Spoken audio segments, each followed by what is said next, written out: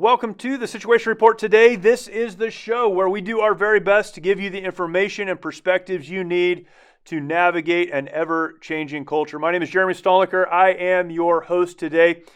And there are so many areas in which culture is changing. We talk about that a lot on this show. I don't think I need to convince you of that fact. Culture is changing. Not all change is bad. There are some good changes, but a lot of the change around us is change we would like to stop if we could stop it. And so we talk about having the right information. We need good information, having the right perspectives so that we can navigate the cultural changes. As we look at the changes in culture, there are so many areas in which we can take action and we can see a tangible result. Because of this, if we do this, then we can expect that. We like to have those conversations. We like to talk about that. And I'm thankful for the areas that we can make a decision, take an action, and see something change. There are a lot of ways that culture is changing, however, because people outside of our control, outside of even our ability to elect or unelect, are pushing agendas that have a direct impact on us, but that we have a hard time pushing back against. There are institutions, there are individuals, there are organizations that are pushing global agendas, global ideas and agendas related to our environment, things that impact us, but that we have very little control over. And today we ask the question of our guest, what do we do when we understand who these people are, when we understand what's happening? How do we push back? What do we do? What should our response be? And thankfully, we have a great conversation, a great guest on with us today that helps us to understand this and so much more. We're going to jump into that. Before we get there, though, I do want to just point out, and maybe you've already noticed this, I've talked about this before, that our economy is not getting any better. In fact, we'll discuss this a little bit today in the show too. In a lot of ways, it's getting worse, even though our president may say it's not getting worse. We can look at the numbers. We can go to the grocery store and see how expensive things are. We know that our economy is not getting better, and even talking to economists on this show and elsewhere, the future of our economy is uncertain. That uncertainty then should cause us to want to do something. What do we do? Well, I think we can look at the world, again, talking about what we can control and what we can't. But we should be very interested in our own personal economy. How can I control the economy of my home? How can I prepare for the future in my home? There are a lot of ways to do this. One of them is to add physical gold and silver to your retirement accounts, your investment accounts, and I hope that you are doing that.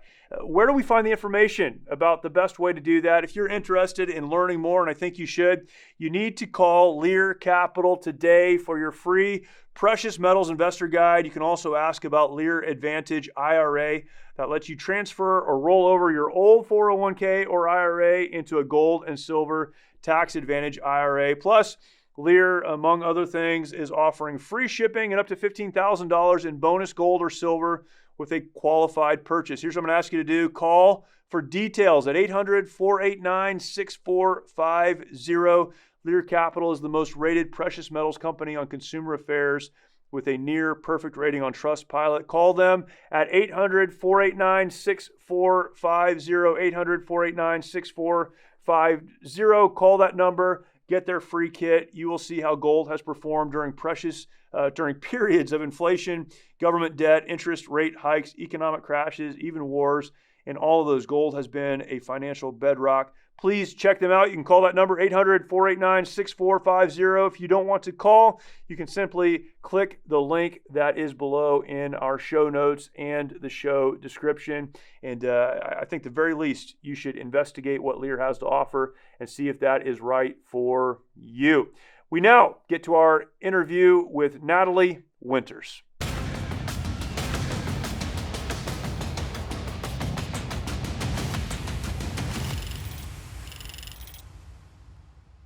My guest today is Natalie Winters. Natalie is an investigative reporter for National Pulse, also a podcast host, and a lot of other things we're going to learn about today. Natalie, thank you for joining us. Appreciate it.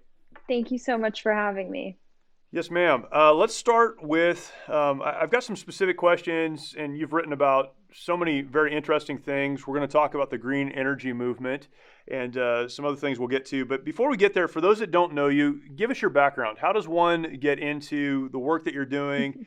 And when I hear investigative reporter, I have some very specific images in mind. How do you get into this field? How did this come about in your life? Sure. Well, it's sad because when most people hear journalist, they think of partisan hacks, the people you see on CNN, I didn't want to MSNBC say that, pushing. but that was the image. Yes, that is the image. No, I believe me, it pains me when people ask me what I do, and I say, "Oh, well, I'm a journalist and an investigative reporter," and their immediate reaction is to balk and like, "Oh, you must be, Right. the worst kind of people." And I understand why people have these connotations with, journalists and the type of work that they're engaged in, because most people don't actually report the news. They Right. push an agenda, whether it's a green energy agenda, an agenda that the Chinese Communist Party is very favorable Sure. towards, really socialism at its core, the abolition of private property, especially amidst COVID-19. We've seen that happen. So I sort of seek and strive to be a journalist in the definitional sense, in that I report the news, Yeah. primarily the stories that mainstream outlets forego covering. Because oftentimes they have conflicts of interest with the subjects or subject matter themselves. So, a perfect example on how I really built my, I would say, early reporting and early career had to do with Chinese Communist Party Mm. infiltration in the United States in academia, media, really all the way up to 1600 Pennsylvania Avenue, all the way Yeah. to Joe Biden and his son. I broke a lot of stories from Hunter Biden's hard drive and the like, and the origins of COVID-19. And really, what piqued my interest, which was what you were talking about with the green energy movement, is that it bears the hallmarks of, I would say, a quote unquote social issue that the left is really seeking to exploit, in terms of Mm. it's not actually about green energy and solving the alleged problem that is climate change. It's about control, it's about power, and it's about the elites, whether all the way out in Davos in the World Economic Forum or Yeah. up on the Hill in Washington, D.C., getting to dictate how you live your life, instead of, individual agency and the ability to actually make decisions for yourself. How did you develop your worldview that would come to the conclusions you've come to? Was that you brought this worldview in because of your parents, because of your background, because of something else, or was it investigating, learning, and understanding helped to develop your worldview? Maybe it was a combination of both. Yeah, it's definitely a combination. I would say the reporting that I've done has only made me deeper and stronger in my convictions and in my worldview. But Yeah.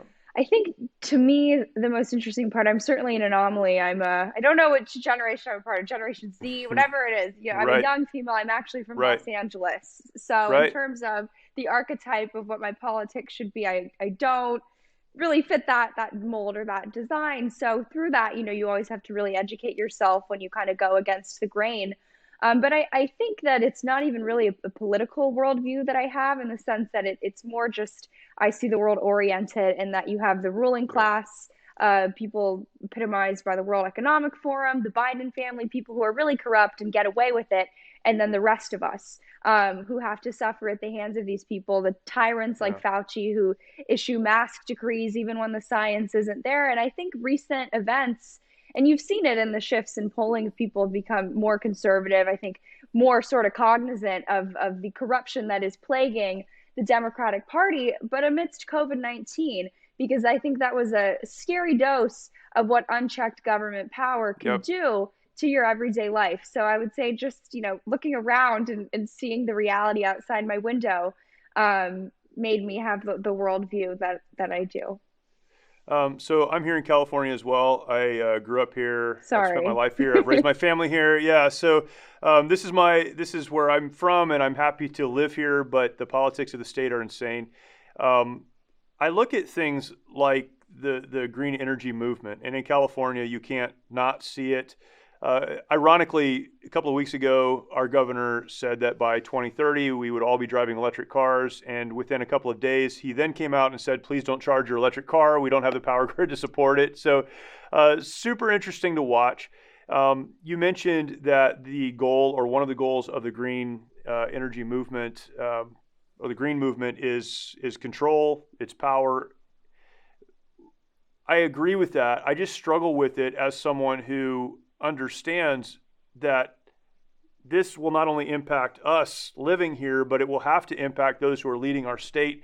What is the bigger goal? I mean, what does that mean when you say power and control? What ultimately are people like Gavin Newsom and people in the Democratic Party here in California and certainly across the country? What are they specifically trying to get a hold of? What are they trying to do?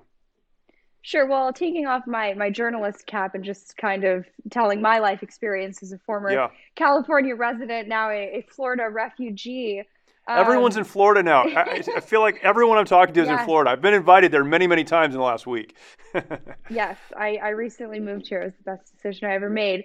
I was actually moving here from Chicago, so I would argue that Wow. Chicago's actually even worse than LA. But Yeah. I think to me, the reason why the green energy movement is so scary is because the left in green energy, you have to, I think, contextualize it in the broader sort of social justice agenda of the left, right? And I think that so many of the goals that they seek to achieve when it comes to social justice, equity, equality, whatever these buzzwords mean, are very abstract in the sense that, what really is equity, right? These people throw around these Right. big words. It doesn't really mean Right. anything. Oh, we need to, use activism to make society more just and more equitable. That's not really quantifiable. But I think the green energy push is particularly scary because they're sort of cross applying this framework of like abstract, we need equity and justice and equality and fairness to something that is very tangible and affects Yeah. our everyday lives. And that I think that story that you pointed out about Gavin Newsom is a perfect example, right? They can have these lofty, unrealistic Right. ambitions of Right. California is just going to go green by Right. 2030. We Right. have no studies to prove it, no resources to actually Right. do it, but we're just going to say it because every other social policy that we push, right? If it's like, oh, we want young boys to be able to become girls, we're just going to say it. We're just going to do it. Yeah. Right. That doesn't actually require anything. But then 2 days later, right? They realize actually this policy doesn't work because we don't have enough energy. So please Yeah. don't charge your car. So it's Yeah. an example of the failures of the Democratic Party in terms of understanding the real world.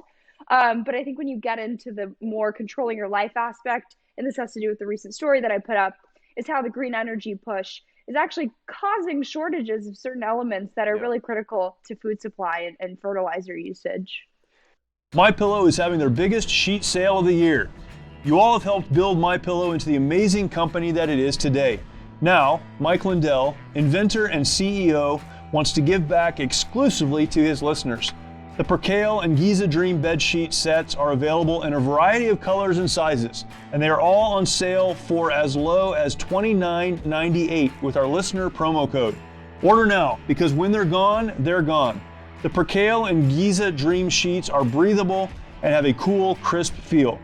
They come with a 10-year warranty and a 60-day money-back guarantee. Don't miss out on this incredible offer. There's a limited supply, so be sure to order now. Call 1-800-870-0283. Use the promo code SITREP or go to mypillow.com, click on the radio listener square, and use promo code SITREP. Can you talk about that? We have recently had a few different shows dealing with the supply chain issues and, a lot of the, just trying to understand what we're dealing with. Talk about that article that you just wrote on fertilizer and how that's impacting locally and more globally and how it will continue to do that. Sure. Well, I was really, piqued in terms of being a journalist, my interest as to what was causing these food shortages and supply chain issues. And there's, of course, a whole, litany of reasons causing that. But I was particularly intrigued by this study that I found from researchers at the University College London, which actually documented how really the desulfurization of burning fossil fuels, so that's how they sort of purify the process of actually burning fossil fuels like coal, it results in the byproduct of sulfuric acid. And sulfuric acid is really, really important for phosphorus fertilizers, which are, of course, the primary source or primary type of fertilizer used in modern times when it comes to growing food on large scale farms. So they've done the studies, they've done the calculations. People much smarter than myself. These are all esteemed scientists in the field, and they've actually found that there's a deficit currently, but really an impending deficit of hundreds of millions of tons of this element, which, as I said, is a really critical component for fertilizers. So they sort of extrapolated the data out and saw that it would primarily affect food supply chains. And also this element, just on a side note, it's very relevant and important for lithium ion batteries, which when you consider that in the context of what's going on with, China and Taiwan and just certain other energy sources and chips being threatened. It's very interesting to see how the green energy push, which, as we've documented, just we're talking about, is not harmless, it has many tangible harms, is really just exacerbating sort of the status quo problems that we already have. Who are the leaders in this movement, people that we need to look at and understand and really listen to so that we can understand them? Leaders of the green energy movement, Of the or green on our energy side? movement, who's Sure. pushing things like this? Yes.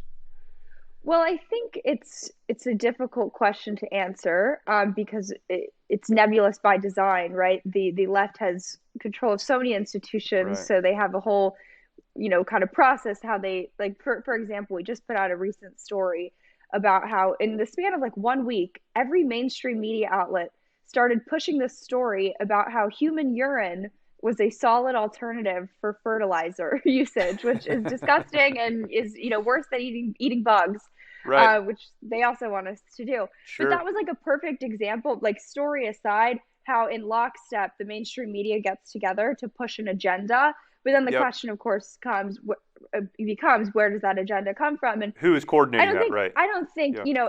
anyone really knows. My best answer to that is, I think people who, if you were to go to Davos and look at the people who walk across the stages, those are the people who are pushing it. I think one name that is thrown around a lot, but I think for valid reason, is someone like Bill Gates. And I only bring him up because, in his own words, he's talked about wanting to get the United States to wean us off of eating any form of actual animal meat and have us eating an entirely plant-based diet. And I think that, setting that aside for a second, that statement in and of itself shows that people want to use the food supply as a means to serve a political end, right? And that the sort of foods that we consume as Americans, Right. there are now like political ramifications associated with that. So I think that is the sort of interesting new trend that you see propagated by people like Bill Gates, where there's some push to get Americans, really the West entirely, away from beef, dairy, more traditional Yep. items. And you see this in Bill Gates buying up a ton of farmland. I think Yeah. that's Right. probably the best evidence there is. So when you talk about that, and this is why I like to ask the question, who should we be watching, and who's controlling this? In order for a conspiracy to happen, there has to be some place that people get together and discuss their agenda, their goal, and they work on that together. I think people like Bill Gates are a great example. As you mentioned, buying up farmland, which he can control. One of the problems with people like Bill Gates is we can't vote them into or out of office, and so our ability to moderate what they're doing is very, very difficult. But as Americans, I think not just in the United States is this a problem, but as Americans, what can people do when you're looking at the Davos crowd, when you're looking at the Bill Gates of the world, and so many others, billionaires, corporations, organizations that don't have the best interest of us in mind, but aren't regulated through normal political processes? What do we do to push back on this? I mean, you clearly are presenting information and evidence that people can respond to, but what's the response? I mean, what do you hope will happen on the other side of writing an article and reporting on these things and talking about this? Well, I think the most important part is educating yourself. And I know that sounds so cliche, but I think educating yourself to the point where you understand how all of these issues intertwine and sort of work to form a broader agenda, right? If you can see it, like, for example, in the United Nations 2030 plan, they really love the year 2030. China has their 2030 plan too. But, it's a little colored wheel, and they have certain components of it with different aspects. Some is climate, some is health, some is equality, equity, whatever that means. So I think just understanding that, it's not just climate change, because if we just focus on climate change, then they're advancing, this policy when it comes to voting rights, and Right. this policy when it comes to COVID-19. So understanding that it's all sort of a broader agenda. And I think just educating yourself and sharing the articles and understanding that these people that we're talking about, maybe not so much Bill Gates, I'm sure he's used to criticism, but sort of the lesser known names, the people who really, I think, are probably pushing the wheel behind a lot of these organizations, like the World Economic Forums, or these Right. radical, even low level staffers at the Biden White House, calling those people out, which is what we focus on at the National Pulse, bringing attention to people who the mainstream media certainly, but even other smaller alternative media outlets certainly won't give the light of day to, because these people aren't used to getting criticized. These people aren't used to having their agendas called out. So we've actually found a lot of times we've exposed very radical, like old past tweets from people who are currently working in the White House, people who worked at mainstream media outlets, and they delete their entire Twitter account in 1 second. They go silent, they go dark. So these people aren't used to criticism. And of course, keep it, nice. Don't antagonize these people, but you can sort of, wage information warfare in your own way, and just understand that these people aren't used to the levels of criticism and pushback that people like you and I are who work in the media. Right. So, sharing stories on Twitter really does actually mean something to these people, because they're not used to seeing their names in the press, because their names are never in the press. Yeah, it's interesting when you're dealing with people who have, for their entire lives, built a persona that is behind the scenes. People don't know their names. You and I talk about who's pulling the strings, who's pushing this agenda, and we don't always know their names. When you do figure out who that is and you bring them into the light, that's not where they want to be, and that's why they've been working behind the scenes for so long. When we look at whether it's the Green New Deal, the green energy deals, and the conversations about global emissions, all these things that we talk about, that comes back to a globalist agenda, and it's really rooted, I think, in communism. Ultimately, it's this communist ideal. The last meeting of the World Economic Forum in Davos, there was a lot of discussion. I've read several articles and talked about on this show, a lot of discussion about how many of the agenda items from the last several years have been proven to fail. I think COVID even pushed some of their agenda items beyond the ability for them to even see what they had hoped, the results that they were working on. Communism doesn't work. We know that. It's not going to work on a global scale unless everyone gets on board, which is not going to happen. Are we at a place of critical mass in relationship to many of these discussions, whether it's green energy, control of our lives, COVID-19, vaccine mandates, all of this stuff? Have we finally come to a place where we're at a place of critical mass where people are going, no, enough is enough. We're not participating anymore. We're not playing anymore. We're not going to let you have these conversations behind our back anymore.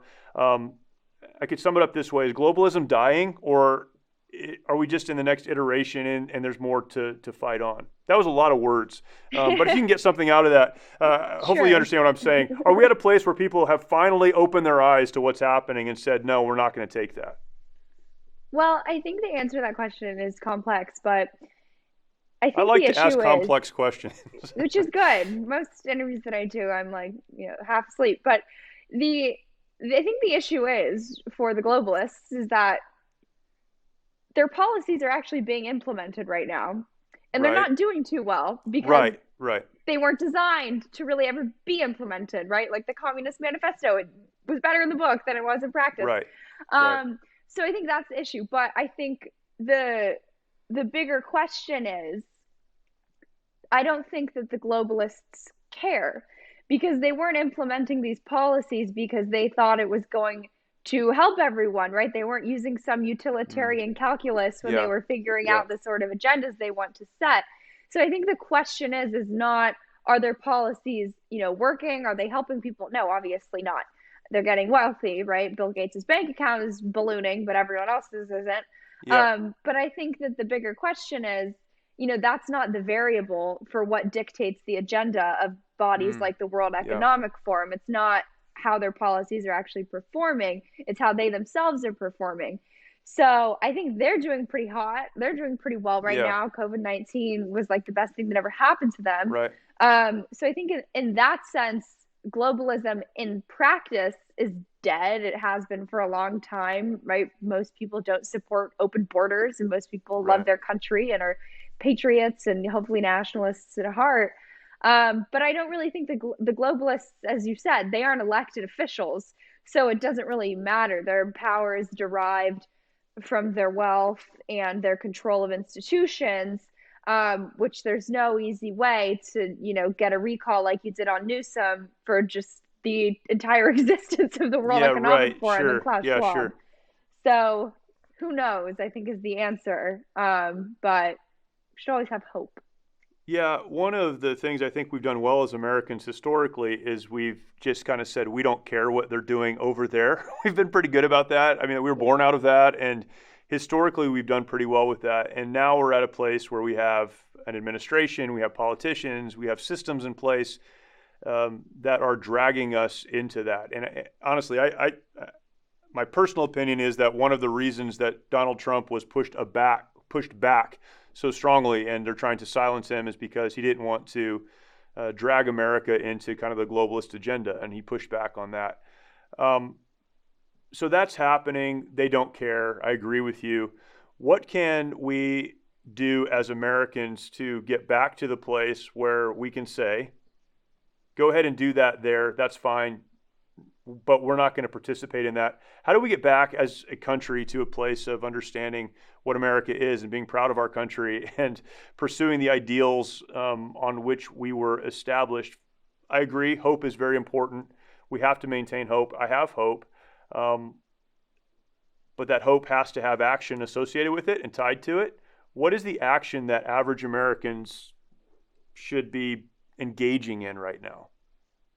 Sure. Well, without going on a long ramble about how I think it all starts in the schools and indoctrination, and everyone's heard Yeah. the spiel. Yep. I think the tangible answer to this, like when you actually get into the real world, is that we need a Republican Party that's actually willing to take on these issues and Right. isn't, Right. half MAGA type Republicans and half Liz Cheney type Republicans. So I think the answer to Right. that is not just voting and voting, properly, but really, volunteering and working for Republican candidates that you see as epitomizing the sort of America First agenda that we need the Republican Party to have.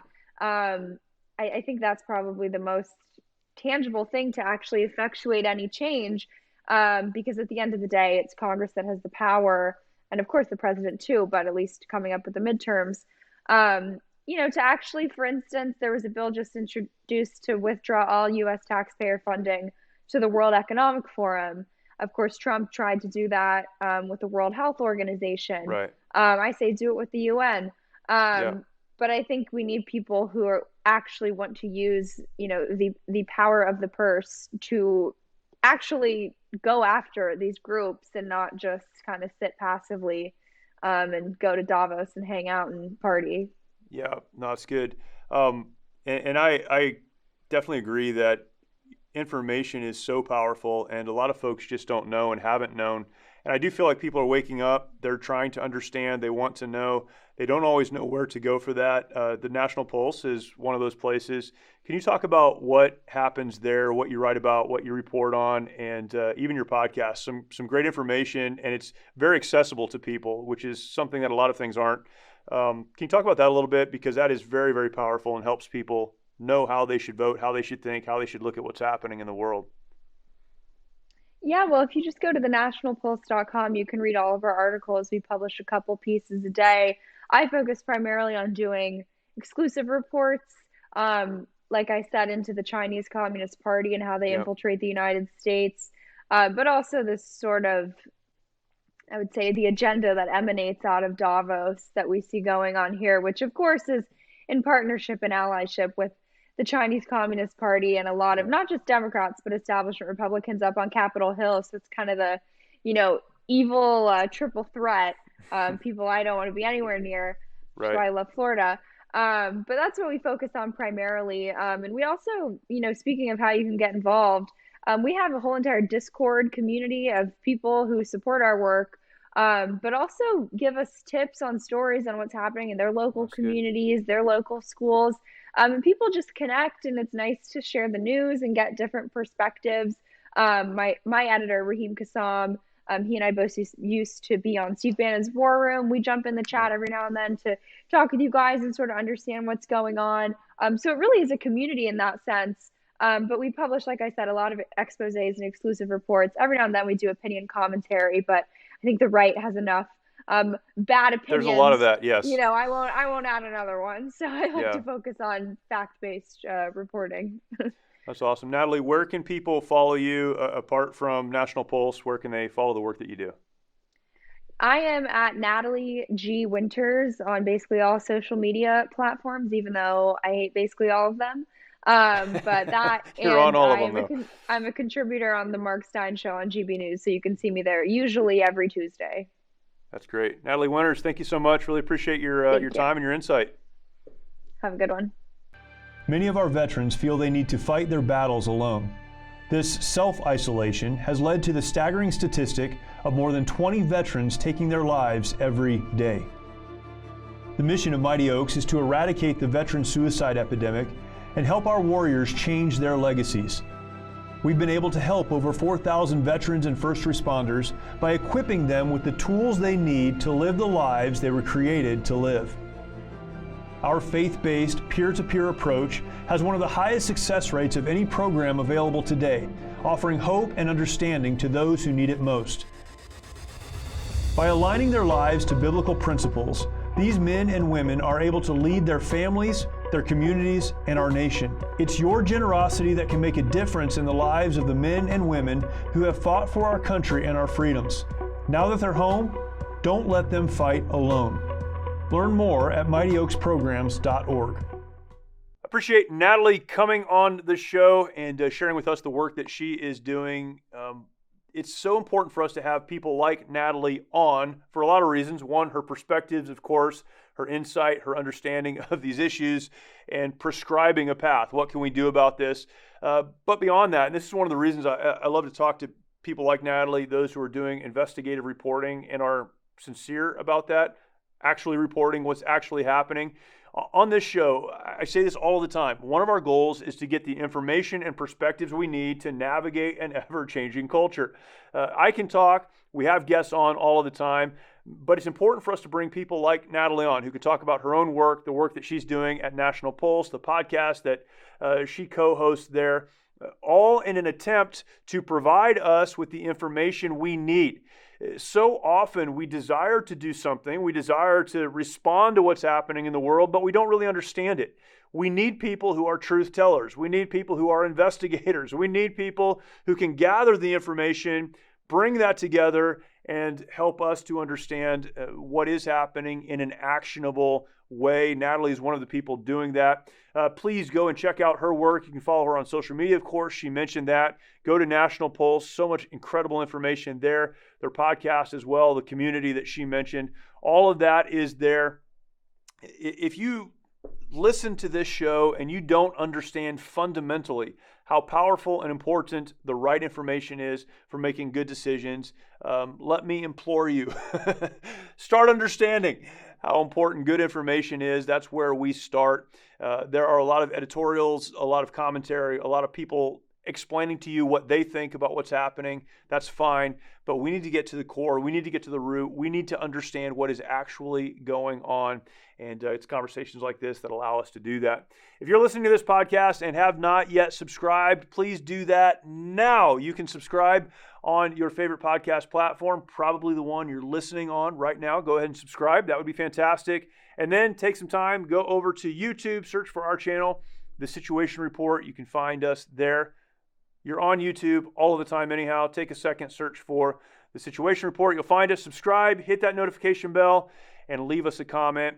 We always encourage folks to go over there and check that out for one very simple reason. That is a great place for you not only to get this content, to watch the videos, but to interact. You can leave us comments. You can let us know what you think. You can share the content out really easily from there.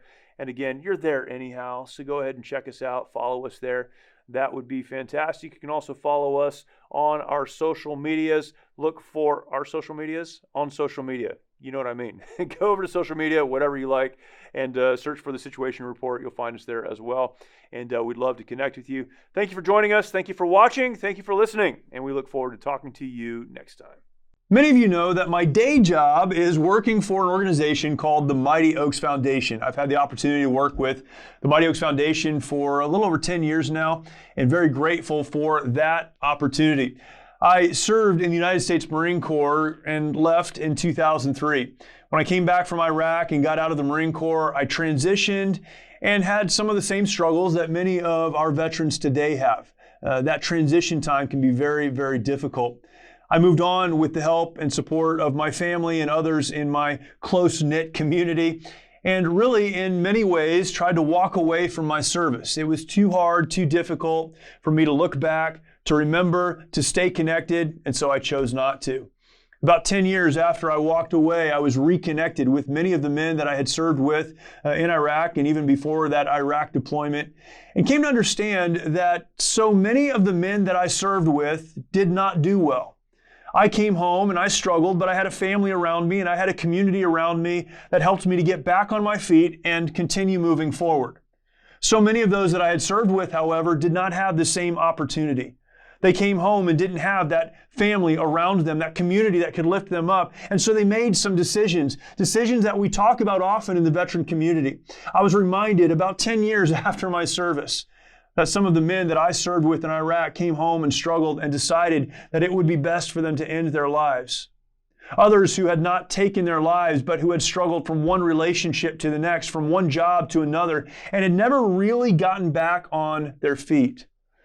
I learned after 10 years that walking away from my military service was not really an option.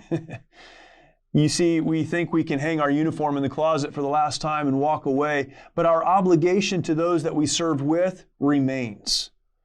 It was at that time that I had the opportunity to get connected to the Mighty Oaks Foundation. It was just getting started.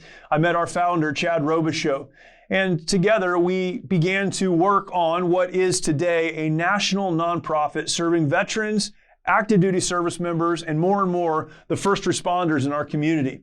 That's what we do. You see, Chad served in the Marine Corps as well, and both of us have an understanding, and so many of the folks, many folks that work with us now who served in the military and in the first responder community understand that we may get out, we may hang the uniform up, but we still have an obligation to care for those who have served or are serving. That's exactly what we do at the Mighty Oaks Foundation every single day. We run programs across the country for those who have served, veterans, or are serving, active duty service members, those who are serving in their community as first responders, police officers and firefighters, and others in that first responder community.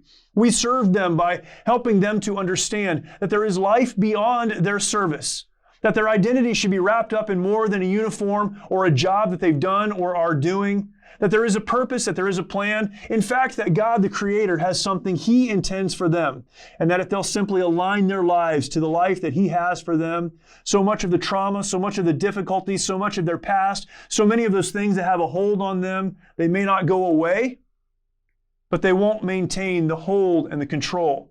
Here's the message we try to convey and communicate. There is hope, and there is a community of people found within the Mighty Oaks Foundation that understand where you've been because we've been there. We don't have it all figured out. We're certainly not perfect, but we've taken some steps to move forward, and we want to take you with us. That's what we do. How do we do that? Again, by communicating the fact that there is hope, by connecting with others who've been there and know how to move forward, and by getting around you and supporting you as you begin to take those very important steps yourself. The Mighty Oaks Foundation is blessed to have supporters across the country that make it possible for us to do the work that we do at no cost to the veteran, the active duty service member, or the first responder.